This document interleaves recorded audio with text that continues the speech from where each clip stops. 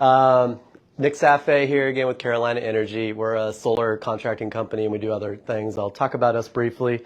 I'm going to talk about the solar energy industry. I'm going to talk about some stuff that Carolina Energy's been getting into, kind of give you an idea of how the solar industry works.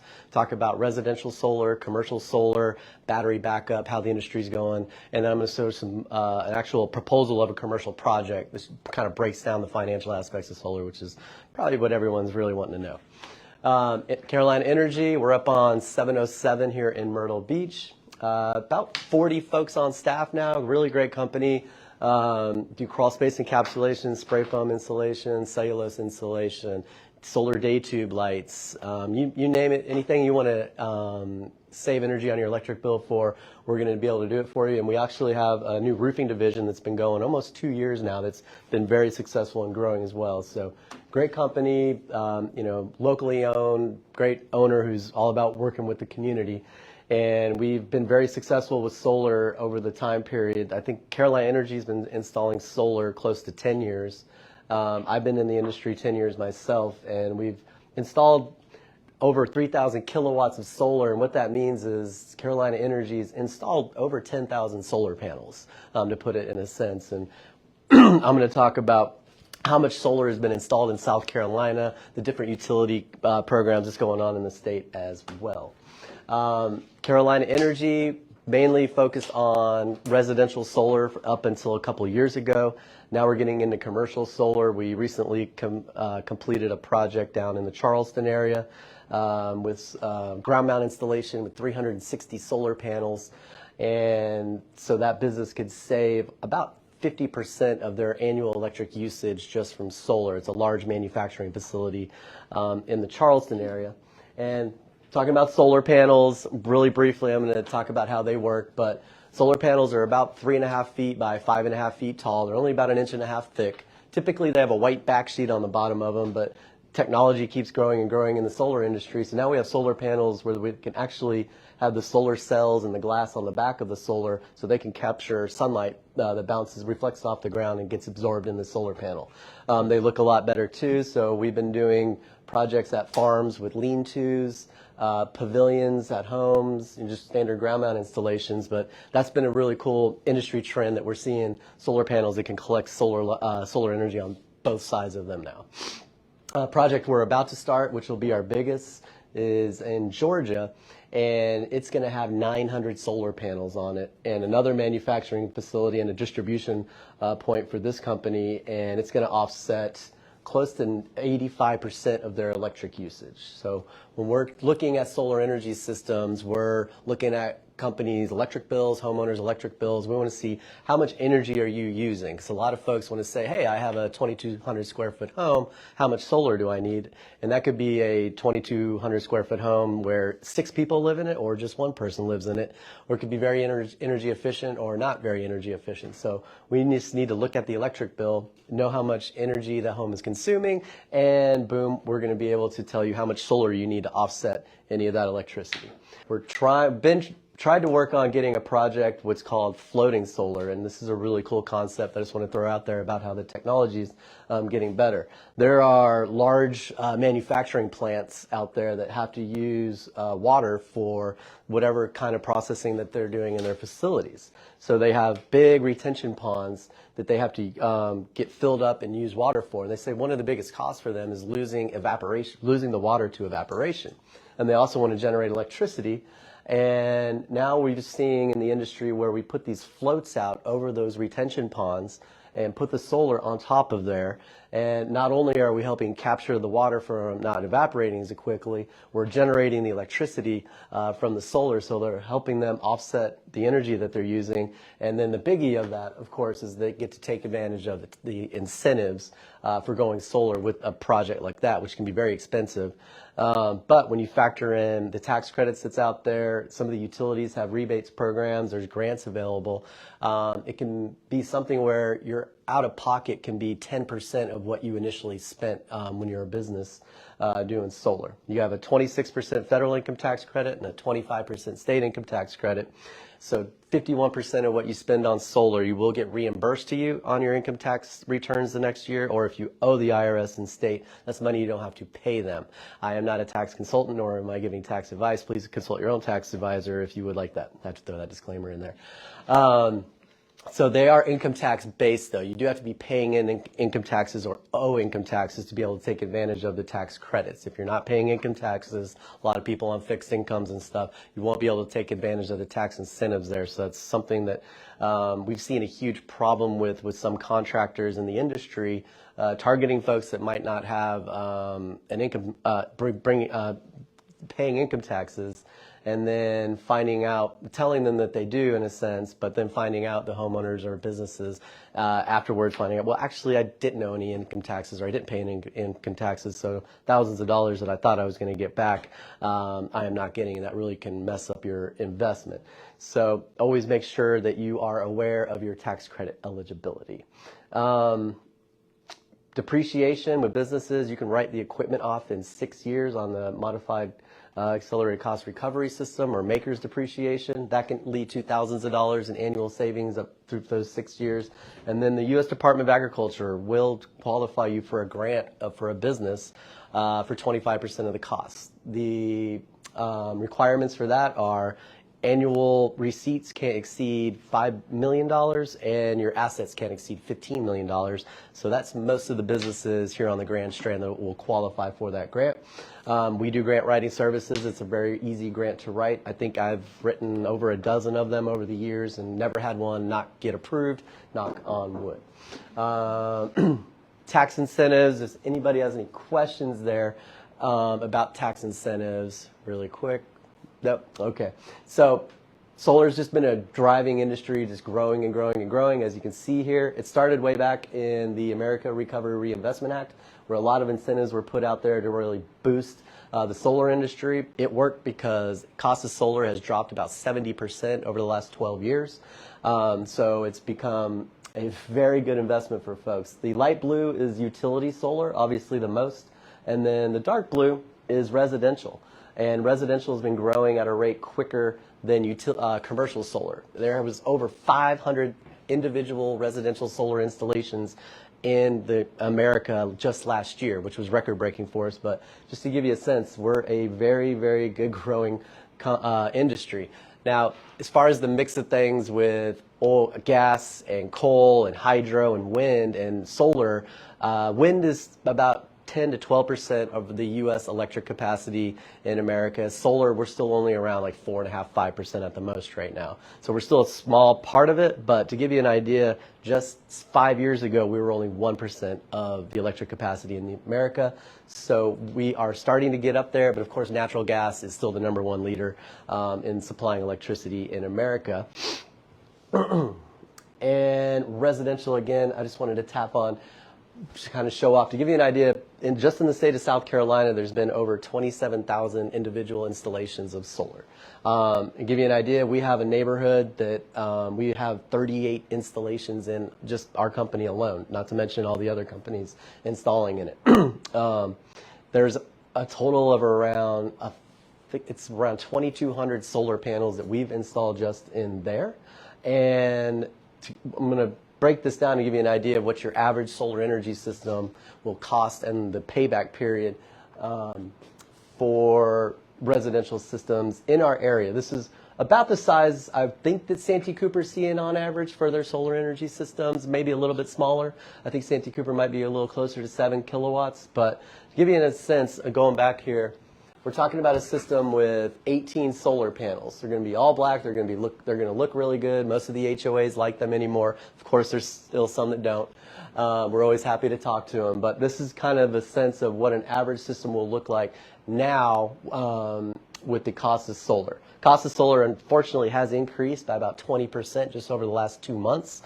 as a lot of things in the industry in the world has been going on recently, but we've had a kind of a mix-up in our industry where a solar tariff investigation into some of the countries in the Southeast Asia may have begun some of their material from China, and that was a big no-no. So a lot of shipments had to halt coming in from those countries where a lot of the panels that we even used were coming from. So this $22,000 system may have been $19,000 literally just 3 months ago. Hopefully it'll all start coming back down again, but it's a crazy world right now. But to give you a sense, $22,700 system is your average cost for a residential system these days. Maybe a little bit lower in some neighborhoods that are smaller or more energy efficient. Santee Cooper, if you're a customer of Santee Cooper, you're going to get a rebate from them of up to $5,700. This would qualify for that $5,700 rebate. So this would make your net out of pocket $18,000 to either finance or to for a cash payment. You're going to be able to take the tax credits that I mentioned, that 26% federal income tax credit and 25% state income tax credit, off of the cost of the $22,700. So after all this is said and done, that $22,700 is now a net cost of $5,423. After all said and done, with some fees by the utility company and selling some electricity back at a lower rate, that system will provide about $650 in annual savings and give you about an 8-year payback. That is pretty good in the industry. Most solar energy systems in other states other than South Carolina are usually around a 10 to 12-year payback period. We are very fortunate that we have a state income tax credit. So South Carolina, 3 years ago, we were 6th in the country in installing solar. The year after that, we were 7th. Unfortunately, we dropped all the way down to like 26th last year because we kind of hit a capacity thing required by the state. But an 8-year payback period on something that's, you get a 25-year product warranty and a 25-year performance warranty from. People are enjoying going solar big time in South Carolina. Plus the financing that has happened these days is really great. The innovations have just keep coming and coming.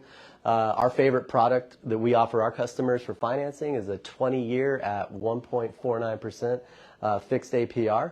So what we do is we take the cost of the system that we're going to finance. So that would have been around $17,000 with that previous project we were looking at. We're going to minus out the 26% federal income tax credit to base the monthly payments off of and your interest accrual. So you have a super low monthly payment locked in for the first 17 months of your project. If you you are required though to pay down your 26% federal income tax credit within those first 17 months because they're basing it off of that lower balance of subtracting it out. That's how people get the super low monthly payment. If you were not to pay down your federal income tax credit on that financing scenario right there, your monthly payment will increase. But if you also use some additional money, like your state income tax credit, it'll actually re-amortize and lower. And that's where folks are really enjoying being cash positive day one with some of these financing products that are out there for residential.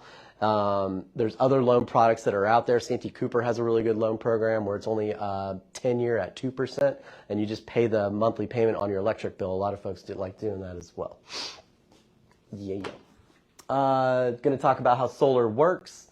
The sun is shining. You got solar panels on your building. They're going to generate DC electricity like what's in your batteries. To convert that to AC electricity like what the grid is giving you and what you're plugging into power things with, we're going to have a mechanism called an inverter. That converts DC electricity into AC electricity. I have no idea how it does that. I kind of call it the solar magic box. And boom, now we are going to tie the solar energy into your electric meter and into your breaker panel in your home. You're going to use your solar energy first instead of buying it from maybe Santee Cooper at about 11 cents a kilowatt hour. And then any time that your system is overproducing power, you're going to push that energy back onto the grid. And depending on who your utility company is, they're going to credit your electric bill each billing period for how much energy you, in a sense, sell back to them. They don't like it when we say sell back to them because they're never going to write you a check. but it shows up as energy credits on your electric bill. So you're using your solar energy first instead of buying it from Santee Cooper, and then you're selling that energy back to Santee Cooper or Electric, whoever your power company is here on this Grand Strand. And that way it lowers your electric bill. And obviously you still have to buy energy from them at night during the cloudy days and that kind of stuff. So everything is in sync. There's never any flickering of your lights or your power going out when you're having to get energy at the same time from the solar and from the grid. It's all in sync and you never have any issues there. But because we're tied to the electric grid and you're selling electricity back to the power company, if there's a power outage from the power company, don't have a battery backup for your solar, then your solar will shut down. It'll sense the grid go down and not let solar hit the meter or your breaker panel, because you could potentially backfeed electricity onto the grid. That's a big no-no, because when the grid is down, that's when the guys are working the lines and we don't want to hurt them. So the solar will send a signal to the grid every 7 seconds, waiting for the grid to pop back up. Once it sees that it is, it'll let the energy start flowing through it again. You don't have to like flip a breaker or anything like that. So that's a big thing with solar. You know, first off is the tax credits. Always make sure that our customers are making sure that they're confirming and getting their tax credits. The other biggie is that you do not have access to your solar energy in the event of a power outage unless you have a battery backup system. They're still very pricey. We install them, and I'm going to talk about them. But that's how solar works in a nutshell. Use that solar energy first, and then you sell it to the electric company. Any questions about any of that? All right. Know your electric company. There are so many here in South Carolina. Just the electric co-ops in general that Santee Cooper is the wholesale electric provider to. There's like 25 electric co-ops. Then you have Dominion and Duke, and there's 2 Dukes and all that kind of stuff. They all have different solar programs. So you really need to understand who it is. Like when we work down in Bluffton and Hilton Head, on the south part of the coast here, we're working with Palmetto Electric Cooperative. We like them a lot because they have one-to-one net metering. So they're buying excess energy back at the same rate that you're buying energy from them at, and they don't have a monthly fee for having solar. Santee Cooper, they have a monthly fee based off of the size of your solar energy system, and then they credit excess energy back at about 4 cents a kilowatt hour. So that's something what folks really need to consider when they're considering solar, is who's your power company, because if you're with Ori Electric, it's really hard to go solar with Ori Electric. We used to install a lot of work on Ori Electric's customer base, and now I think we've done 4 projects in the last 2 or 3 years, because on April 1st of 2019, they switched their one-to-one net metering and $20 a month fee to $59 a month, and only buying excess energy back at 3 cents a kilowatt hour when you're buying energy from them at 13 cents a kilowatt hour. So we get calls all the time from Ori Electric customers, and we unfortunately have to say it's probably not going to work out because it's going to be like a 30-year payback period for you. Has to be a very special situation with a large facility that can install a lot of solar and not sell a lot back. South Carolina, again, we were one of the top 10 states for a couple of years there, and then another one. And what happened was in 2016, there was a really good legislative act, 236, Act 236, yes, where it required the investor-owned utilities to get at least 2% of their electricity from solar. So they just started having solar farms popping up. Residential markets were going crazy. Again, we're up to about 25,000 individual installations of solar just in South Carolina alone. And it's generating about $2.5 billion in annual revenues. So we kind of hit that cap of that 2% by Duke and Dominion, and some of the other electric cooperatives kind of use that as a basis too. So the demand for utility drastically has reduced, and that's fine because our residential market's going to keep going up in plans, and we're seeing that there's a lot more interest for commercial going on.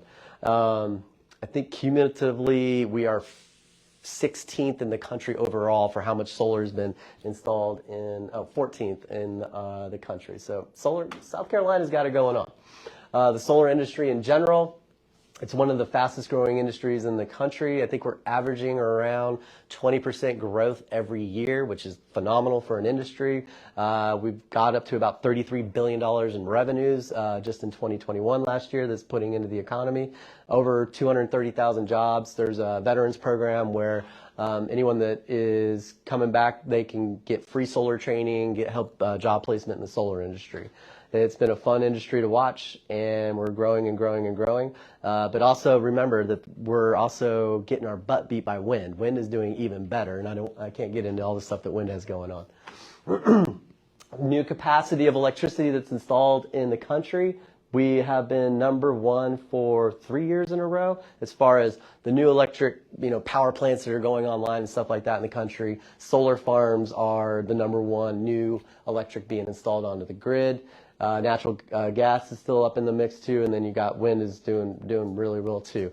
The state of Texas gets like 20% of its electricity from wind, and they're up to over, I think they're about 15% in solar. So they're going to be 50% renewable energy probably by 2025. It's pretty crazy what's going on in Texas. They've surpassed California in solar installations. The biggie is utility scale solar. A lot of folks ask me how these solar farms work, so just really quick. I literally say you've got a couple of guys in a car with a map of utility substations, and they are driving around in the middle of nowhere where they don't know anything, and they are looking for those substations. And they'll find a substation and say, all right, where's the farmland that's adjacent to the substation? All right, there's the farmland where we could put a big old solar farm. All right, where's the house? And there's the farmer's house. Let's just go knock on his door and say, hey, sir, can we please lease your, 200 acres for $1,000 an acre a year or something crazy like that, and take on all the liability for it and give you a nice income stream for something you probably weren't even thinking about it would happen to you anyways. And they usually scratch their head and they'll call the power company and be like, these guys just came to my house. Is this for real? And the power company's like, yeah, we're going to lock them into a 20-year contract where we're going to buy that solar energy back from them at a specific rate. And boom, it's a win-win for everyone, and that's how these things pop up. Investors are paying installation companies to install them and taking on all the tax credits and incentives that come with it. And then farmers might see where the solar developer has contracted with a local sheep herder, and now the sheep are going around eating all the grass instead of having to mow the lawn. It's pretty cool what happens in the utility scale stuff there. Energy storage is what we're trying to get more less costly and more capacity going on. Back in the days when I started doing solar, back in the days, just not even 10 years ago, we'd have to have multiple batteries lined up and all these other different pieces of equipment, and batteries were awful. Like, we would get a battery job and be like, great, there's going to be like 4 weeks of my life in this basement trying to figure out how to put this thing together, calling tech lines and all that kind of stuff. And then, well, the whole Tesla came out with this beautiful Tesla Powerwall. And these are some of our installations. We love this thing because now it's all packaged together basically in one box. The battery, the communication hubs, everything like that. You've got your Tesla Powerwall, and then they'll have the automatic transfer switch. And that's it for batteries nowadays. It's still very expensive. One Powerwall can be installed with the automatic transfer switch and everything, can be as much as your solar energy system. You do get the tax credits on it, and that's great. But these things work really good. One Tesla Powerwall, we can back up like half of your home with everything except for your AC, electric water heater, electric clothes dryer, and electric oven. To do a whole home battery backup, we have to have 2, but with that one, we can do your lights, fridges, freezers, fans, TVs, internet network security system, all that stuff, except for those 4 major appliances with just one of them. So we've been selling them a lot, installing them a lot. I think we're over 80. I've got one home where he's got 6 in his main home and 2 on his guest house. He also has 100 solar panels on his house. Yeah. And the unfortunate thing is the price keeps going up. They have increased the price on us 5 times over the last 2.5 years on the Powerwall, but people are still ordering them, and we love installing them. Out of the ones that we've installed, we have not had one defect, knock on wood again, except for one unfortunate person who may have drilled through the one wall not realizing that it was on the back of the other wall, and he drilled right through it. No fire, nothing like that happened. I know there's rumors of fires happening. We have not experienced that, again, knock on wood. Corporate demand, Chamber of Commerce, I know I wanted to get a little bit of more business oriented here, but I know there's always a lot of interest with residential. That's why I tackled it a little bit. But corporate demand is huge. Amazon, Apple, Walmart, they are going crazy installing a lot of solar. Obviously, it's lowering their operating costs and they're taking advantage of these tax credits, but it's also helping a lot with social accountability index scores, helping in bringing in other investors that they might not have been bringing in before when they can show, hey, our carbon footprint is at this level, even though this is how much power we're using. So that's helping out a lot with things. The U.S. military is definitely our #1 purchaser of solar, but we don't put them on here because their numbers just flow out, skyrocket out of everything. Let's see, I think I'm going to switch over here to another slide deck. I have a question. Yeah, what you got? How does this affect your homeowner's insurance? Like if you're a residential homeowner, you put these panels on, like does your homeowner's insurance go up? How does that work? It depends on your coverage, and you know, if you're on the water, it's going to increase it. On average of what I'm seeing is almost $1,200 a year. In some cases, it can increase your premium, but those are usually larger systems on larger homes where they don't mind. But your average home that's not right on the coast or on a waterway, as long as it's under $40,000, you typically won't increase your annual premium. When they get into the bigger ones, like the guy with 100 solar panels and 6 Powerwalls, of course that increases premium a lot. But typically it won't increase your premium depending on who your coverage is with. That's a lot of value to add to a home. Oh yeah, yep. And we don't have a lot of resale data yet with solar because the industry only really started in about 2016. But what the appraisers are seeing is that you can usually take the cost of the solar energy system, minus out that 26% federal income tax credit, and that balance is what you can usually see for the value it'll add for your home. Plus, what we're seeing a lot is people are relocating, you know, always from the Northeast here, and solar is so predominant out there that they'll see solar on one home they're looking at and not on another and be like, well, I want the one where I'm not going to have a power bill. Now we're seeing a lot of people move out here from out west, and it's even bigger out there. So just the general knowledge of solar, the people moving here on the buying side of things, is that's something that they look for on the renewable side of things. We're hoping we get more data where we can like specifically say here it is, but it will probably have it hopefully in the next year or two. I'm going to show an example of a proposal for a pretty decently sized solar energy system.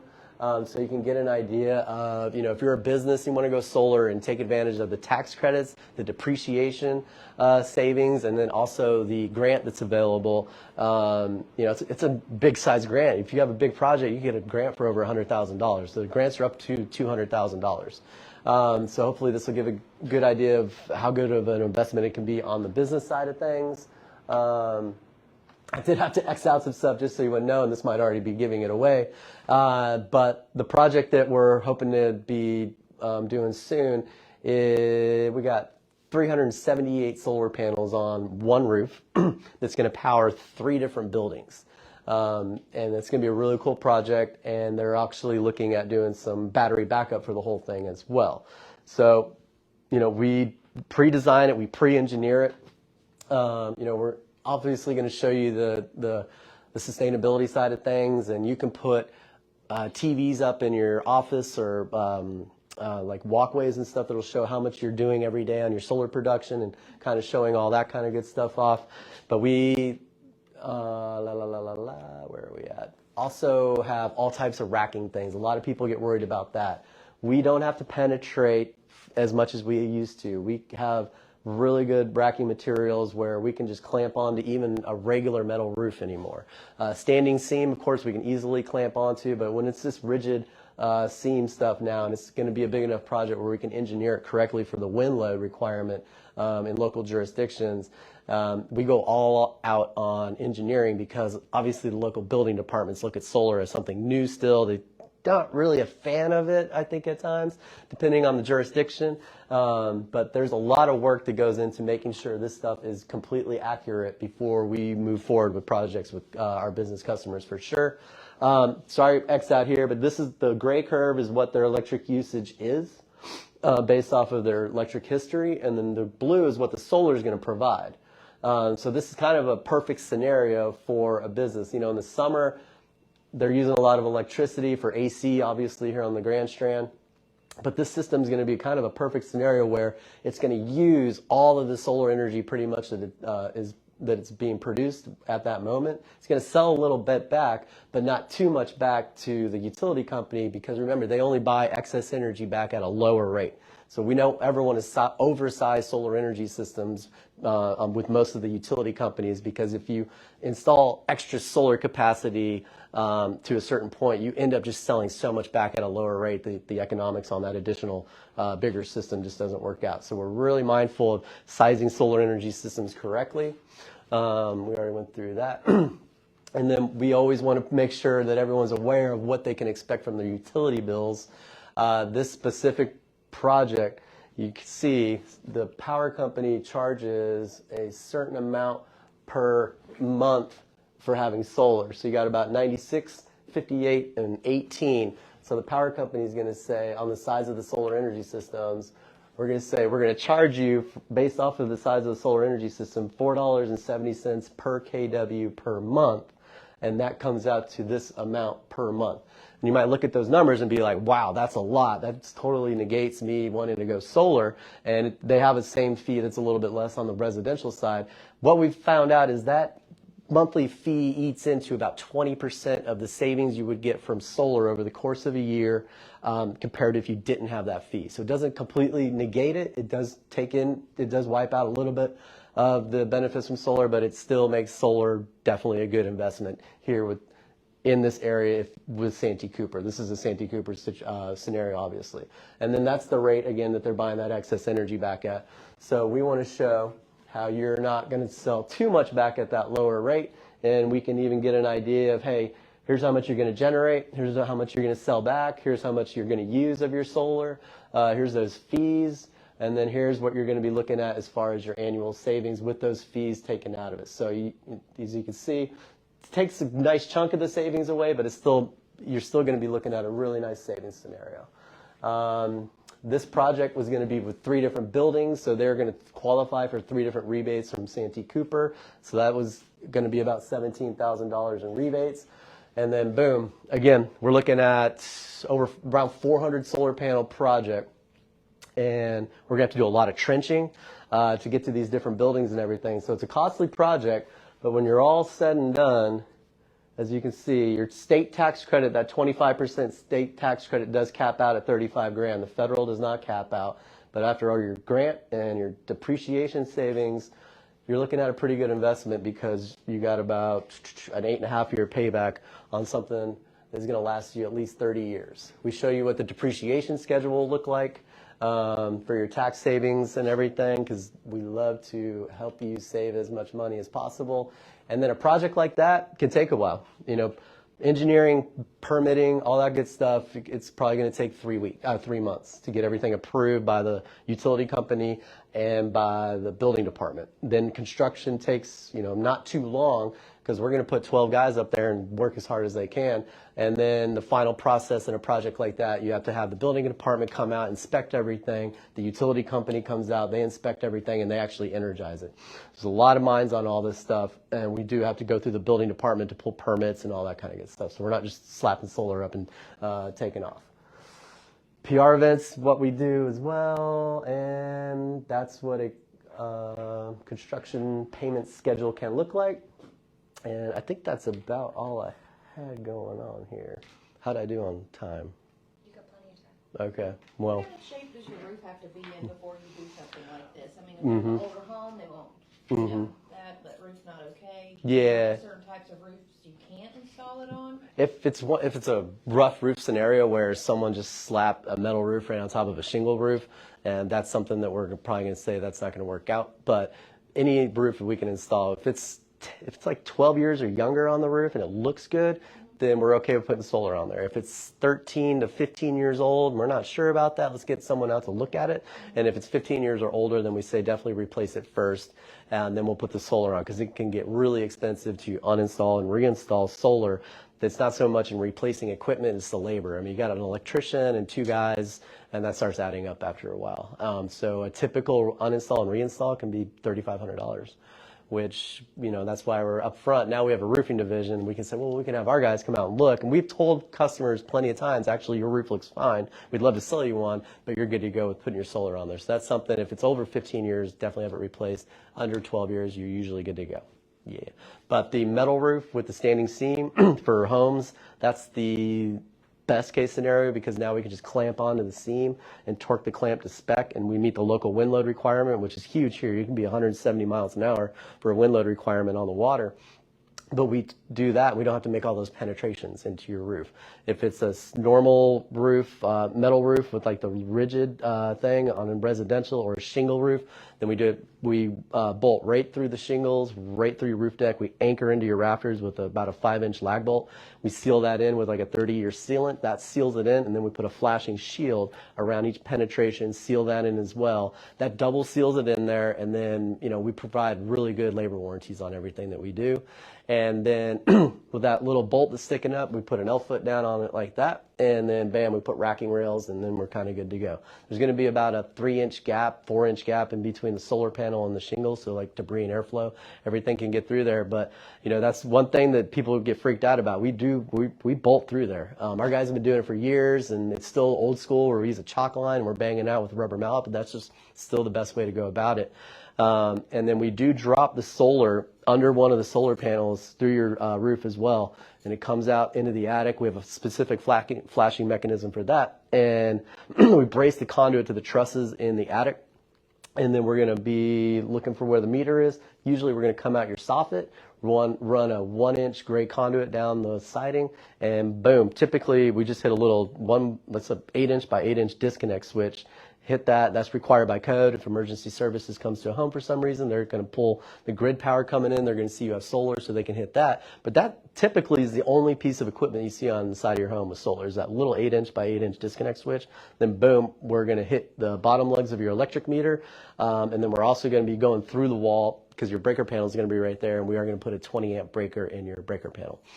So it's pretty simple installation. We typically will have your install done in a day. It's the waiting game. You know, when we go to contract with someone, it's typically like a 10 or 20% deposit, and then we do the graphic design for your HOA. We submit your HOA application. We always do that first before we really move forward with anything else, because they are the oversaying, you know, of all decisions. So we want to get that taken care of first, because they might say, you know what, you can't have solar. We're not going to let you do that. We run into that once in a while. You can only do it like this. And then someone will say, well, if I can't do it this way, then I don't want to do it. And it's in most solar companies' contracts, we refund you your deposit 100%. Then after that's approved, we're doing your interconnection application with Santee Cooper or your or whoever your power company is that has electrical design in it.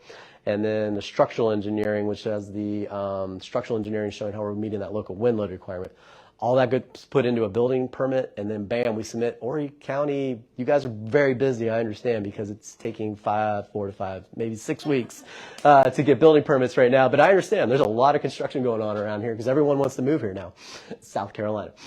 So that's the waiting game, is the paperwork, and waiting for approvals can take up to 2 months sometimes. I know homeowners think it's our fault. We're like, we've submitted this 4 weeks ago. There's nothing we can do about it. Then when we get the building permit, we do the install. It takes a day or two or something like that. Then we call the building department back. They send out a building inspector. They inspect everything. They care about the safety of you and your home. They're going to check the wiring and everything that we're doing, making sure everything's grounded to the earth. Santee Cooper comes out. They're going to inspect everything as well. So everything's kind of double looked at by third-party groups. They're going to, once they see everything is looking good and that no energy will backfeed onto the grid in the event of a power outage, then they're going to take out the meter out of the meter socket and replace it with a bidirectional meter that can record where that excess energy is coming from. And then boom, we activate your online communications. I did not have a monitoring slide up there, but you get to monitor your system always through an app, see how it's doing at that moment, how it did yesterday, last week, last month, last year as a whole. And then your solar installer will help you monitor your system with you for the lifetime of the system. So you always know what's going on. The Tesla app, it's really cool. You can watch in real time the solar powering your home, charging the battery, and then the battery's charged. Now you're powering your home and selling the electricity back, and it's connected to a weather alert system that will notify you that it's been notified that a storm is coming that can potentially knock out the grid. It's going to make sure you have the battery fully charged for it. It's pretty cool. the industry's gotten pretty swazzy with stuff. That's really all I had for solar there. Yeah, I talk too quick. I know. I can't help it. I don't know if you mentioned this and I might have missed it, but so you install the panels. What's the lifespan on that panel for either cleaning it to make sure it's optimizing the amount of power it's getting, but like, when do you have to look to replace these panels if they're not providing enough of what you need? Thank you for asking. The typical cleaning is during pollen season. That's the only maintenance with solar. During the pollen season, when it hasn't rained for like 4 days, maybe 5 days, it's going to start sticking. So all you need is a hose, if you can reach it, to just make sure it gets rinsed off every few days during pollen season. That is it. The rest of the year we get enough rain and it's not that bad with dirt and stuff. So we do offer cleaning services. It's a $50 setup fee plus $5 per panel. So most cleaning sessions, systems are like $100 or something like that. But that's, if you can rinse it off yourself, you're good to go there. Most of the systems are going to come with a 25-year power warranty. And that means how efficient is it going to be over the course of its lifetime. The panels that we're installing are usually going to be at around 85 to 90% efficient in year 25. So they're really good panels. Commercial grade panels, we're usually going to have a 12-year product warranty on it, but with residential panels, you're going to have a 25-year product warranty. And then on the equipment that converts the DC electricity to AC electricity, 25-year product warranty. The racking, 25-year product warranty. We will come with a lifetime roof guarantee on our labor on the roof. And then the rest of the work that we do is going to be a 10-year standard industry labor warranty, like the work that we do on the side of the home. So really good warranties. You monitor everything. The companies, like the solar panel companies, if something happens to a panel, which is very rare, I think in the 2.5 years I've been with Carolina Energy, I've had 2 projects with a panel that was like a defect. And getting those replaced is just super easy. Like, they don't care. They're like, really? It's like 1 out of every 20,000 with some companies. So the equipment warranties are great because they know that their stuff's built to last so well. So if you have to wash the pollen off, and that's going to affect it, what about people in northern states or Midwest who get all this snow? And Yeah.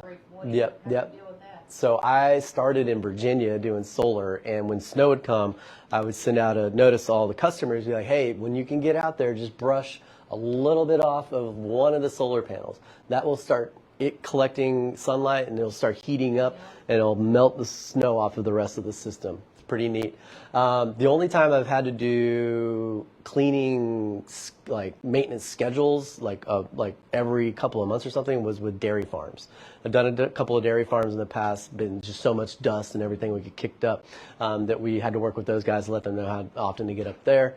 We did a llama farm one time where it was kind of the same thing. Yeah, llama's forgot in Bristol, Virginia. If you ever have a llama you can't take care of anymore, you can just bring it to them and they'll take care of it for you. Love them. Yeah, that's maintenance schedules are usually going to be with the really big systems that are just there's just so much out there that they need to be clean. Residential, again, if you can just take a hose to it, then you're good to go.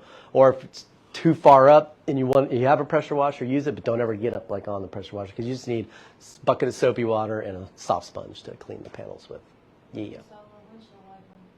So they have those. There's these little, so with the solar farms, you have rows and rows of panels, and like one array of solar could have 4 rows of panels that are like 15 or 25 panels long. And they'll set up these little bars at the end of the panel run, and there's this little machine that'll go back and forth when they press a button, and it'll go down and it'll clean those ones. It'll go down and it'll clean those ones. Yeah. Yeah. Any other questions for me there? I'm not seeing any questions come online. Oh, okay. One more time. Yeah, and real quick, because I don't know a lot about solar. Most everything I know about solar I learned from her. Yep.